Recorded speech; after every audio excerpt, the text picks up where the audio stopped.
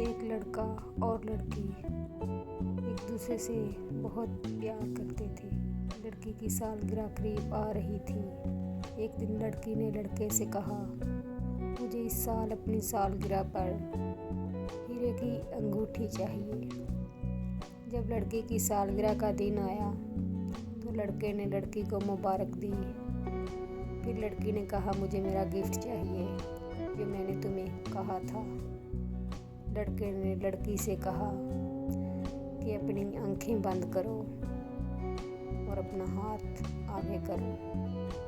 लड़की ने आंखें खोली तो देखा उसके हाथ में अंगूठी नहीं बल्कि एक खूबसूरत बालू था। लड़की को बहुत गुस्सा आया और उसने बालू उठाकर सड़क पर फेंक दिया। लड़का बालू उठाने के लिए भागा। जैसे ही बालू उठाने लगा, एक तेज़ रफ्तार गाड़ी उसके साथ टकराई। उसकी वहीं पर मौत हो गई। लड़की भागते हुए लड़के के पास आई। उसने बालू को देखा, उसमें म्यूज़िक बज रहा था। लड़की ने बालू उठाया तो उसमें हीरे की अंगूठी थी।